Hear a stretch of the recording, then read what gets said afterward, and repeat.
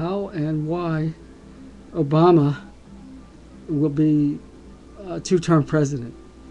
Um, and by the way, I'm not for that idea. I'm just thinking that it could be inevitable because there has been so many people brainwashed and um, dumbed down by the public school system that right now the population in America um, consists of a large portion of people that still favor Obama. It's not a majority. However, it's enough that that group of people that will vote for Obama outweighs. And by the way, here we go. Look, yes, we. The people who would vote for Obama. Let's suppose it's 40%. All right.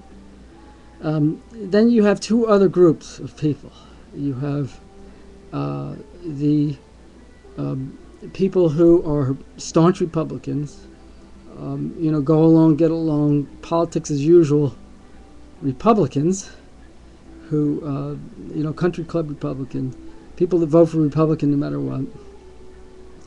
And that's probably let's say maybe 30% of the population. Then you have the group of people like myself who don't vote for Republican or Democrats just because we're tired of this farce of conservative versus liberal, when in fact both groups, although there are some conservative and liberal differences, both groups are leading us towards socialism. Not socialism, but globalism, excuse me. Both groups are leading us toward globalism. Now, the Republicans favor a multinational corporate globalism, and the Democrats favor a multinational bureaucratic globalism. Groups like the United Nations and so forth. So you got these two groups trying to turn us into globalists. And, there's a third, that's Democrats and Republicans, and then there's a third group that I belong to that are independent people who really, actually, I'm like way out there.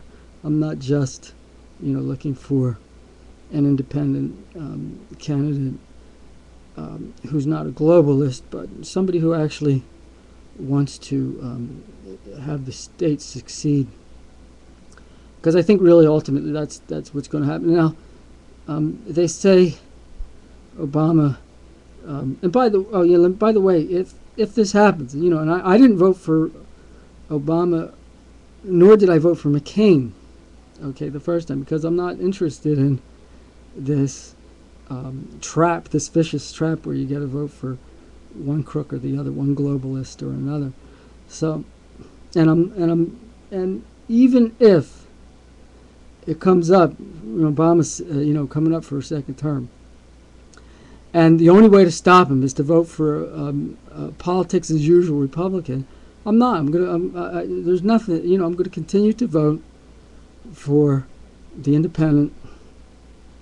And if Obama gets in, too bad, because actually he's, I think, doing more to provoke the very necessary revolution that we're going to have. So, if you get somebody like a McCain in there, it's a slow death, and people are distracted by, these other issues like conservative versus liberal. And so we might not ever get around to the revolution, and it'll be too late. We'll be globalized completely. So, and they say Obama's the most divisive president we've ever had, which is was certainly true. He's interested in race warfare, class warfare, any kind of warfare, and I'm thinking, well, that's not really a bad thing. We just got to learn how to take that energy and run with it. In other words, let's use the divisiveness to divide. We really shouldn't. United we fall, divided we're going to. That's the only way you're going to stand. You have to divide. So I think he's doing us actually a service in that respect. So, get used to the face, because I think he's going to be around for 8 years. Personally, that's my guess. And by the way, I'm usually pretty good at guessing, because a year and a half before he was president, I was telling everybody he would be the next president. So if I'm right again, hopefully there'll be enough people angry enough to secede, and that's the only way that freedoms can be realized anymore. You can't have a giant bunch of people all sharing the same values. It's not realistic. God doesn't want that. That's why he split everybody up at the Tower of Babel. Like-minded people should group together. Doesn't mean you have to be savage warring nations. You can be separate sovereign nations. You don't have to be worrying about it. That's those two things don't go hand in hand, like the liberal professors would like you to believe. So, there you go. Bada bing, bada bang.